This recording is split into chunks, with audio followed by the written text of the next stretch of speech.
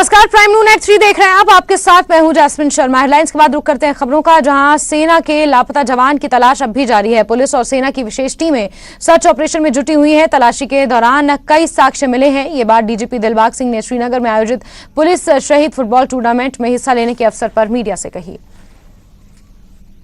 कुछ रोज पहले जो है वो आर्मी का एक जवान जो छुट्टी पर ले में ड्यूटी पर तैनात आया है, उसका जो अबडक्शन का केस रिपोर्ट हुआ, मिसिंग का केस रिपोर्ट हुआ। पुलिस और सिक्योरिटी फोर्सेस तब से लेकर के अब तक अपनी कार्रवाई पे जुटी हुई हैं और हमें उम्मीद है कि जो जिस तरह के क्ल्यूज हमारे पास इस वक्त अवेलेबल हैं, will be able to locate him. Narco terror के बारे में बहुत सख्ती से जम्मू कश्मीर पुलिस अपनी कार्रवाई कर रही है। मैंने पहले भी कहा था कि करीब 2000 केसेस और 3000 लोगों की गिरफ्तारी। नार्को टेरर के मॉड्यूल लगभग 20 के करीब मॉड्यूल जो 11 पिछले साल में और 9 इस साल के अंदर बस्ट किए गए हैं। जो नार्को टेरर और वेपन का ट्रेड एक साथ मिलकर के पाकिस्तान की तरफ से चल रहा है, बॉर्डर के ऊपर बहुत सारी कामयाबी इस जीवन में मिली है। हम लोगों ने अपने ऑपरेशन तेज कर रखे हैं और पहली बार इतनी बड़ी तादाद में पिट एनडीपीएस के तहत जो हैं वो गिरफ्तारियां ही नहीं बल्कि पीएसए में डिटेंशंस भी हुई हैं। बहुत सारी प्रॉपर्टीज जो नार्को प्रोसीड्स के जरिए से एक्वायर करी हैं उनको टारगेट किया जा रहा है और हम लोग बड़ी संजीदगी से और बड़ी शिद्दत के साथ नार्को के खिलाफ जो इस वक्त ड्राइव अपनी चला के रखे हुए हैं और जो बच्चे इसमें मुलव्वस हुए, कहीं ना कहीं जो इस लत में पड़े, उनकी रिहेबिलिटेशन के लिए एडमिनिस्ट्रेशन की तरफ से और पुलिस की तरफ से भी ड्रग डिडिक्शन सेंटर चलाए जा रहे हैं। हमारे 2 बड़े सेंटर जम्मू और श्रीनगर में और छोटे सेंटर रेंज लेवल पे इस वक्त काम कर रहे हैं। जम्मू कश्मीर राज्य को विशेष दर्जा देने वाले संविधान के अनुच्छेद 370 को निरस्त करने को चुनौती देने वाली याचिकाओं पर संविधान पीठ पर कल से सुनवाई करेगा। आर्टिकल 370 को लेकर दायर अर्जी के केस टाइटल को सुप्रीम कोर्ट ने बदला है। आपको बता दें कि सुप्रीम कोर्ट ने पिछली सुनवाई में केस टाइटल बदलने का तमाम याचिकाकर्ताओं को भरोसा दिया था। सुप्रीम कोर्ट में मामले से जुड़े तमाम याचिकाकर्ताओं ने लिखित जवाब दाखिल किया है। 370 की संवैधानिकता को चुनौती देने वाली याचिकाओं पर सुप्रीम कोर्ट ने सुनवाई की रूपरेखा तय कर दी है। हालांकि सुप्रीम कोर्ट ने पिछली सुनवाई के दौरान तमाम याचिकाकर्ताओं को यह आश्वस्त किया था और यह कहा था कि इस पूरे मामले में जो केस टाइटल है वो बदल दिया जाएगा। सुप्रीम कोर्ट की वेबसाइट पर आर्टिकल 370 से संबंधित जो मामला फिलहाल लिस्ट किया गया है उसका नाम अब बदल दिया गया है। उसका नाम आर्टिकल 370 कॉन्स्टिट्यूशन के नाम से फिलहाल सुप्रीम कोर्ट की वेबसाइट पर लिस्ट किया गया है। हालांकि जो जानकारी है उस जानकारी के मुताबिक इस मामले से जुड़े हुए तमाम पक्षकारों ने सुप्रीम कोर्ट में इलेक्ट्रॉनिक मोड से अपने लिखित जवाब दाखिल कर दिए हैं। सुप्रीम कोर्ट ने पिछली सुनवाई के दौरान यह स्पष्ट किया था कि तमाम याचिकाकर्ता अपना लिखित जवाब सुप्रीम कोर्ट में 26 तारीख तक दाखिल कर देंगे। यानी कि सुप्रीम कोर्ट ने अब इस पूरे मामले की रूपरेखा तय कर ली है। संभवतः कल सुप्रीम कोर्ट की संविधान पीठ इस पूरे मामले में पहली सुनवाई करेगी। इस पूरे मामले में सुप्रीम कोर्ट ने यह भी कहा था कि वो इस पूरे मामले में प्रतिदिन सुनवाई करेंगे। यानी कि अब अगले हफ्ते से जब इस पूरे मामले में सुनवाई दोबारा होगी तो उसमें यह माना जा सकता है कि मंगलवार, बुधवार और बृहस्पतिवार ये 3 दिन फिलहाल सुनवाई के लिए किए जाएंगे। कल जो सुनवाई होगी वो 2 दिन होगी। इस पूरे मामले में अब सुप्रीम कोर्ट आर्टिकल 370 की संवैधानिकता को जो चुनौती दी गई है उसका परीक्षण करेगा। सुप्रीम कोर्ट ये देखेगा कि आर्टिकल 370 को लेकर केंद्र सरकार के द्वारा जो फैसला लिया गया है क्या संविधान के वो मूल अधिकारों का वायलेशन करता है या फिर नहीं। कैमरामैन जगदीश उप्रेती के साथ सुशील पांडे, न्यूज़ 18 दिल्ली।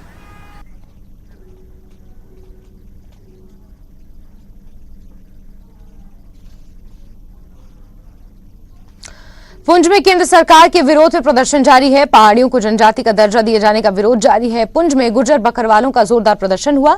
हजारों की संख्या में लोग सड़कों पर उतरे और लोकसभा में भेजा गया बिल वापस लेने की मांग की। हमारा ये मुतालबा है सेंट्रल गवर्नमेंट से कि जब एक शेड्यूल कास्ट दिया जाता है उसको फिर दोबारा ये दे रहे हैं कि जैसे मतलब ट्राइबल हमारा है, ट्राइबल का तो हमें ये इसी साल पता चला है कि ट्राइबल क्या चीज़ है।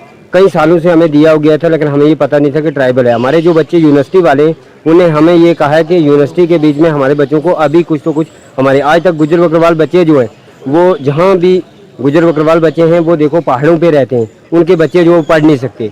आज भी हमारे बच्चे जो हैं वो एजुकेशन जो है जम्मू में देखो एजुकेशन और यहाँ जो देहात की एजुकेशन पहाड़ों की एजुकेशन है वो बराबर नहीं है। इसीलिए हमारे सेंट्रल गवर्नमेंट से ये रिक्वेस्ट है कि हमारा जो ये गरीब ट्राइबल है गुजर बकरवाल का, इसका जो एक ट्राइबल दिया जाता है फिर वो ट्राइबल काट के या उसको मैं दूसरा गैर कानूनी काम जो ये किया जाता है जा रहा है, ये सियासत की वजह से किया जा रहा है। और हमें अपने प्राइम मिनिस्टर के ऊपर ये विश्वास भी है कि हमारे गुजर बकरवाल के साथ कोई भी ऐसी नाइंसाफी नहीं होगी। पार्लियामेंट के अंदर ये बिल पेश किया जा रहा है, इसको जो है बैक किया जाए और इसको सर्द खाने के अंदर फिलहाल डाल दिया जाए ताकि लोगों के अंदर कोई लड़ाई और झगड़ा ना हो।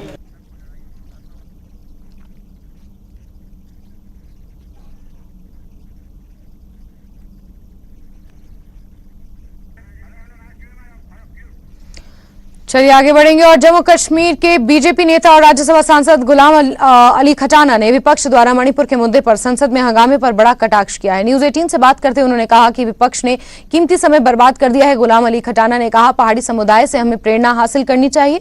उन्होंने अपने हक के लिए संघर्ष किया है। उन्होंने कहा कि गुर्जर बकरवाल समुदाय का हक हमने छीनने नहीं दिया है। जम्मू कश्मीर से बीजेपी के सीनियर लीडर और राज्यसभा सांसद गुलाम अली खटाना जी हमारे साथ हैं। हम लगातार देख रहे हैं कि संसद में मणिपुर के मुद्दे पर गतिरोध चल रहा है। कैसे देखते हैं इसको, क्योंकि सरकार ने कल कहा था हम 176 चर्चा चाहते हैं, चर्चा कराने के लिए तैयार हैं, लेकिन विपक्ष का कहना है हमें चर्चा 267 के तहत चाहिए। ये बहुत महत्वपूर्ण लोगों के लिए बहुत इम्पोर्टेंट बिजनेस था जो कि अपोजिशन ने उसको स्टॉल करा है, डिस्कस नहीं करा है। और सरकार के आश्वासन के बावजूद, प्राइम मिनिस्टर की स्टेटमेंट के बावजूद और सरकार मणिपुर पे रेडी है, सीबीआई को जांच सौंपने के बावजूद इससे साफ जाहिर है कि अपोजिशन जो है वो अवाम के कोई भी मुद्दे पे डिस्कशन करना नहीं चाहती है और ना ही इतना कीमती समय पार्लियामेंट का और इतना पब्लिक पे वर्डन होता है, पब्लिक एक्सचेकर पे पार्लियामेंट चलने का। और ये बड़ा दुर्भाग्यपूर्ण बात है। सरकार ने हर चीज मानी। और लेकिन दूसरी तरफ अगर देखें, विपक्ष का भी यही आरोप है सरकार संजीदा नहीं है, सरकार सीरियस नहीं है। इतना सीरियस मैटर है, प्रधानमंत्री पार्लियामेंट में बयान देने के लिए तैयार नहीं है, सरकार चंद घंटों की चर्चा चाहती है। देखिए, प्राइम मिनिस्टर ने स्टेटमेंट दिया, ये बच्चों वाले खेल है कि वो वहां दे स्टेटमेंट या कंडेम्ड करा, सीबीआई को हैंड ओवर करा, चर्चा के लिए रेडी है सरकार। लेकिन अब इतना उनको बिल भी देखने चाहिए। पब्लिक ने उनको यहां भेजा है, पब्लिक एक्सचेकर से पार्लियामेंट चलता है और इतने इंपॉर्टेंट बिल है, उनको उसमें हिस्सा लेना चाहिए। लेकिन दूसरी तरफ तो विपक्ष ने स्पीकर से मुलाकात की और उन्होंने कहा कि जब हम अविश्वास प्रस्ताव लेकर आ गए हैं तो ये सही नहीं होगा कि कोई भी बिल सरकार लेकर आए उसको पास कराए, पहले सरकार को विश्वास मत प्राप्त करना चाहिए। वो अपने घेबा में झांक के देखे ना, पहले वो 70 साल सत्ता में रहे हैं, उन्होंने क्या क्या अच्छा बुरा किया है। इससे स्टेटमेंट देने से पहले, शीशे की दीवार बनाने से पहले देखना चाहिए हमने कितने लोगों को पत्थर मारे हैं।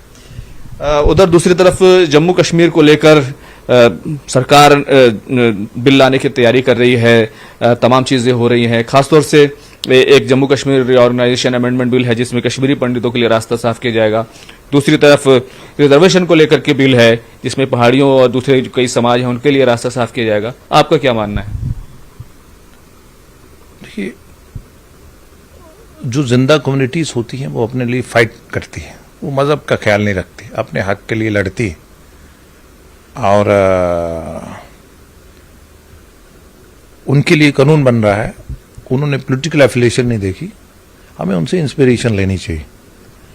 कोई भी community, micro community Jammu Kashmir की हो या देश के किसी भी कोने की हो, वो अपने राइट के लिए लड़ सकती है और हक ले सकती है, वो लड़ रही है। दूसरी तरफ गुज्जर बकरवाल समुदाय में से काफी लोग नाराज हैं, वो प्रदर्शन भी कर रहे हैं, विरोध भी कर रहे हैं। आप खुद उसी समुदाय से आते हैं, उनको कुछ समझाना, कुछ बताना चाहेंगे? देखिए, गुज्जर समाज के लिए हमने पार्टी के अंदर भी और जहां भी अप्रोप्रिएट फोरम पे है हमने फाइट करी है और उनका हक जो है वो बचाया है, इंटैक्ट रखा है। उनका जो राइट है उसको कोई टच नहीं कर सकता। कैमरामैन चंदन पटवाल के साथ खुर्रम शहजाद, न्यूज 18 दिल्ली। चलिए आगे बढ़ते हैं खबरों में। और एनआईए और सीआईके ने आज कश्मीर घाटी में कई जगहों पर छापेमार कार्रवाई की।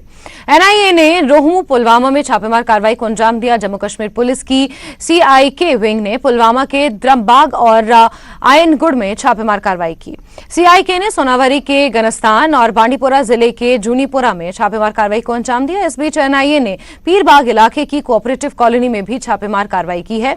सीआईके ने बारगाम अवंतीपुरा में छापेमार कार्रवाई की है। सीआईके ने करीमाबाद पुलवामा में भी छापा मारा है। इस बीच एनआईए ने कुपवाड़ा जिले के करालपुरा और देवसर लोलाब में छापेमार कार्रवाई की। एनआईए जम्मू कश्मीर में आतंकवादी अलगाववादी गतिविधियों के लिए एनजीओ द्वारा आतंकवाद के वित्त पोषण से संबंधित मामले में ये जांच कर रही है। टेरर फंडिंग मामले में एनआईए ने आज वादी के मुख्तलिफ मकामात पर छापामार कार्रवाई अंजाम दी। बड़गाम के भी 2 मकामात पर इस तरह की कार्रवाई देखने को मिली।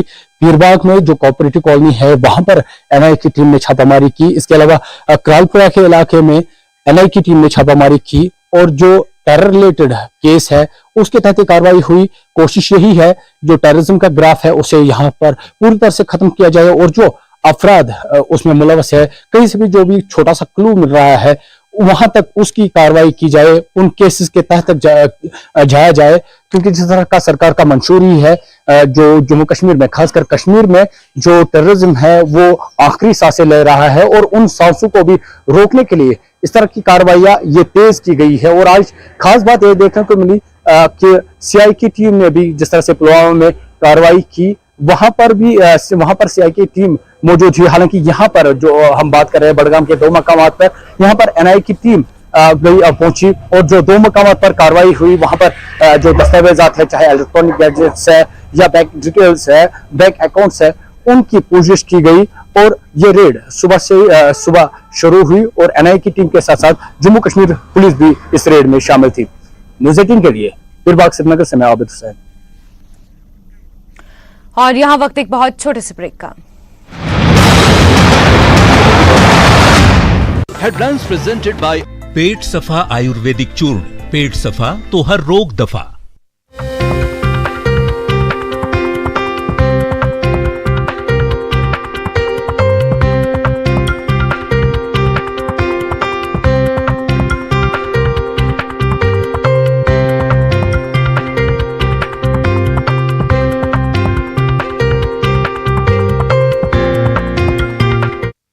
हेडलाइंस प्रेजेंटेड बाय पेट सफा आयुर्वेदिक चूर्ण। पेट सफा तो हर रोग दफा। 66.9 करोड़। उत्साह का माहौल। आगामी 5 अगस्त से राजीव गांधी ग्रामीण शहरी ओलंपिक खेलों का आयोजन किया जा रहा है।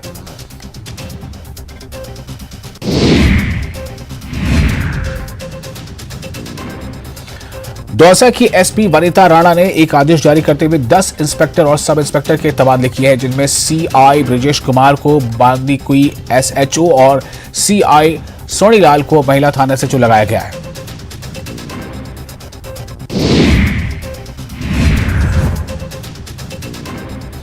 अलवर जिले के दिल्ली जयपुर नेशनल हाईवे 48 पर नीमराणा की कोलिला फ्लाईओवर पर ट्रेलर में टक्कर से आग लग गई। सरिये से भरे ट्रेलर और केमिकल से भरे टैंकर की टक्कर हो गई। गनीमत रही कि बड़ा हादसा टल गया। हादसे के बाद हाईवे पर लगा लंबा जाम।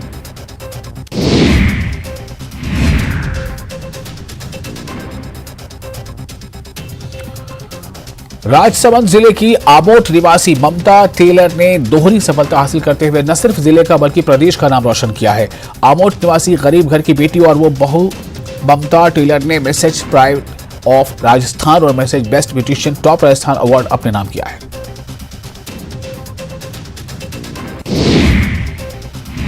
बांडी नदी के बहाव क्षेत्र में आने वाले 120 गांव के किसान प्रतिनिधियों ने कलेक्टर निशांत जैन से मिलकर सेंधरा बांध से पानी छोड़े जाने को लेकर मांग पत्र सौंपा। किसानों ने बांध से तत्काल पानी छोड़ने और बांध में मछली पालन के ठेके नहीं करने की मांग रखी। झुंझुनू में लंपी के दौरान मुआवजा देने के नाम पर बड़ा खेल हो गया। मुआवजे की राशि में बंदर बांट की गई। मुआवजा सूची में फर्जीवाड़ा होने के बाद विभाग ने 3 कार्मिकों को नोटिस जारी कर जवाब मांगा है।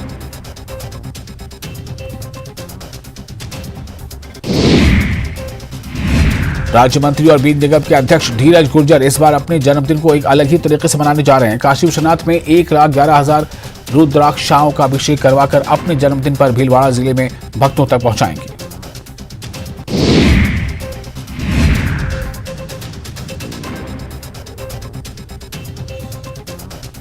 राजस्थान के मेडिकल कॉलेज और चिकित्सालय में अपनी सेवाएं दे रहे सीनियर डॉक्टर अपनी मांगों को लेकर लामबंद हो गए। अजमेर JLN अस्पताल इमरजेंसी के बाहर सभी सीनियर डॉक्टर ने अपना विरोध प्रदर्शन करते हुए 10 सूत्रीय मांगों पर जल्द सहमति की मांग रखी है। नर्सेज संयुक्त संघर्ष समिति स्तरीय स्वास्थ्य सेवाओं और सही देखभाल के लिए आज ही आएं SPS हॉस्पिटल लुधियाना।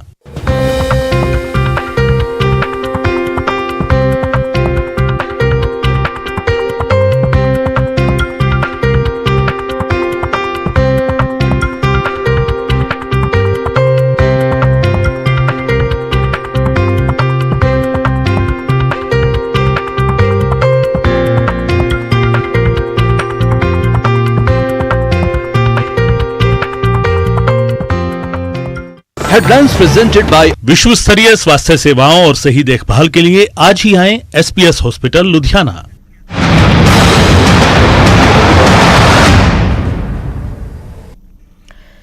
चलिए आगे बढ़ते हैं ब्रेक के बाद। और 5 साल पहले जम्मू हवाई अड्डे के विस्तार के कारण विस्थापित हुए 29 परिवारों को आज भी न्याय का इंतजार है। अपनी समस्याओं को उजागर करने के लिए ये लोग सड़कों पर उतरने को मजबूर हुए। इन परिवारों का कहना है कि उनके घर तोड़े जाने के समय प्रशासन ने उन्हें पर्याप्त मुआवजा और उन्हें बसाने का वादा किया था, लेकिन 5 साल बीत जाने के बाद भी वो न्याय पाने के लिए दर दर भटक रहे हैं।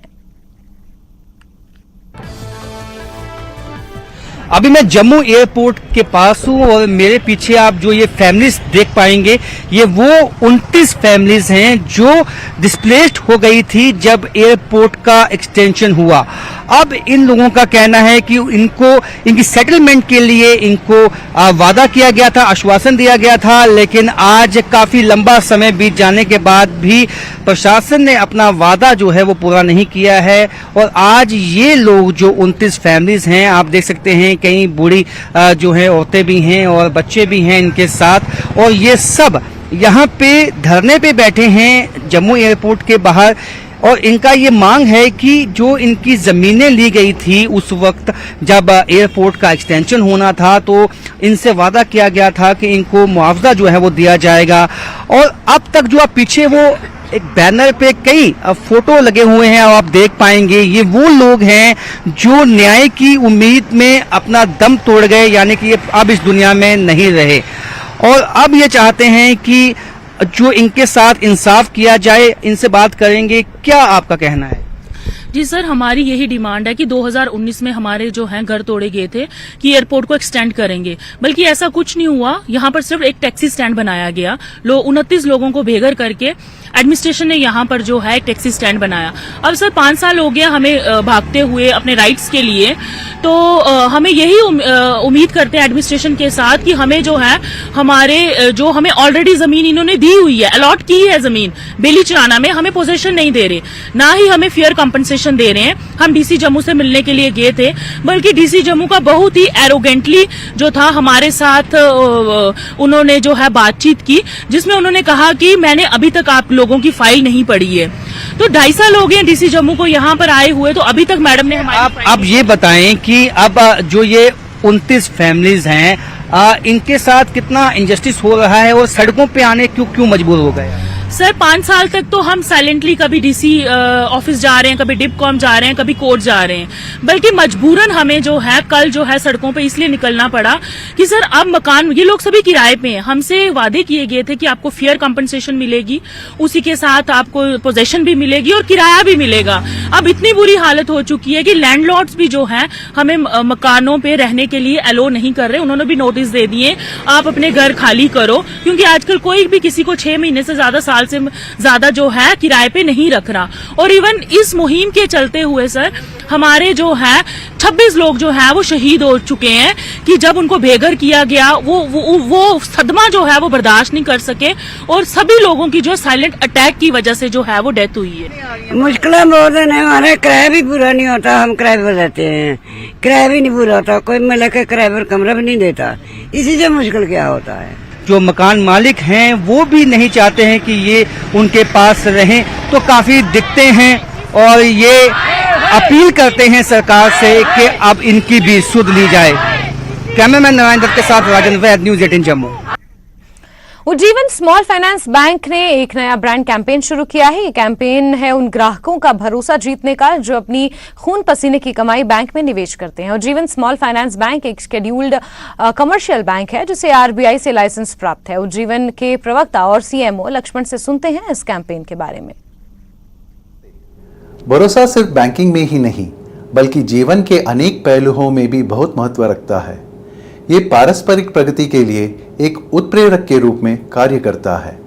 उदाहरण के लिए बचपन में हमारे माता पिता हमें जेब खर्च दिया करते थे। हमारे शिक्षक हमें अपनी कक्षा का नेतृत्व का जिम्मा सौंपा करते थे और हमारे पेशेवर जीवन में हमारे सीनियर्स ने हमें प्रोजेक्ट लीडरशिप का काम सौंपा था। इसी तरह उज्जीवन में हम अपने ग्राहकों के साथ एक मजबूत बंधन को बढ़ावा देते हैं, यह मानते हुए कि भरोसे के ये पल प्रगति और विकास का मार्ग प्रशस्त करते हैं। मौजूदा समय में हमें गर्व है कि हमारे 75 लाख से भी अधिक ग्राहक हैं जिन्होंने हम पर अपना भरोसा बनाए रखा है और हमारे साथ साझेदारी की है। जीवन में भरोसा के महत्व और प्रगति एवं विकास के साथ इसके संबंध को उजागर करने के लिए हमने एक दूसरे पे भरोसा, एक दूसरे की प्रगति के मुख्य विचार के साथ अपना ब्रांड कैंपेन की शुरुआत की है। यह कैंपेन इस धारणा पर जोर देता है कि जब हम एक दूसरे पे भरोसा करते हैं तब हम एक साथ कामयाब होते हैं और ऊंची बुलंदियों को हासिल कर पाते हैं। बैडमिंटन एसोसिएशन पुलवामा द्वारा डिग्री कॉलेज पानपुर में चैंपियनशिप का आयोजन किया गया। इसमें 100 से अधिक बच्चों ने हिस्सा लिया। ये मुकाबला 3 दिनों तक चलेगा। इसका उद्देश्य बच्चों को खेलों के प्रति प्रेरित करना है। Lucky to get a chance to play a badminton district badminton championship, and I am telling all my friends, all my brothers and all my sisters to play a badminton because it's a very good. आज यहाँ पे 19th district badminton championship Pulwama का inaugurate किया है। Inauguration में हमने principal ma'am जो थी डॉक्टर उदया गजाली, तो उन्होंने इनाग्रेट कर लिया। बहुत शुक्रगुजार हैं हम इस कॉलेज के जिन्होंने हमें यहाँ पे जगह दी खेलने के लिए, बच्चों की कोचिंग के लिए और इस टूर्नामेंट के लिए। ये टूर्नामेंट ऑल ओवर डिस्ट्रिक्ट है, कम से कम 4-5 तहसील से बच्चे आए। पर हर साल एक चैंपियनशिप कराते हैं जो डिस्ट्रिक्ट लेवल की होती हैं, जहाँ पर बच्चे सिलेक्ट होकर जो यहाँ पर परफॉर्म करते हैं उनको आगे स्टेट में भेजते हैं और जो स्टेट में परफॉर्म करेंगे तो ऑटोमेटिकली वो फिर नेशनल में चले जाते हैं। एज यू ऑल नो कि आजकल स्पोर्ट्स में कितनी ज़रूरत है कि हमारे जो छोटे बच्चे हैं उनको हम जो सोशल इवल्स हैं, be it smartphone, be it cell phone और be it any extreme social evil like drugs, तो उन सब से दूर रखने के लिए extra curricular is very important. आप देख रहे हैं कि अभी पहला ही दिन है and we have more than 100 participants. इंशाल्लाह in upcoming 3 days we are expecting 500-600 बच्चे इसमें इन्वॉल्व होंगे। थोड़ा फिजिकल एक्टिविटी होगी तो it will be good for their physical. पश्चिमी रेलवे सीपीआरओ के अनुसार जयपुर मुंबई सुपरफास्ट एक्सप्रेस के अंदर कल हुई गोलीबारी की घटना की व्यापक जांच के लिए एडीजी आरपीएफ की अध्यक्षता में एक उच्च स्तरीय समिति का गठन किया गया। घटना में मरने वाले यात्रियों के लिए 10 लाख की अनुग्रह राशि की घोषणा की गई है। एएसआई टीकाराम के परिवार को सेवा नियमों के अनुसार देय राशि देने का फैसला भी लिया गया है।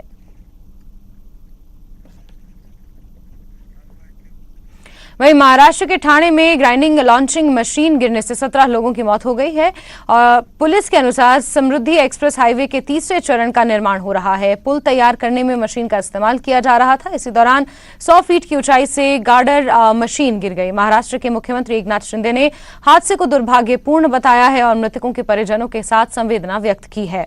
उन्होंने मृतकों के परिजनों को 5-5 लाख रुपए की अनुग्रह राशि देने का ऐलान भी किया है।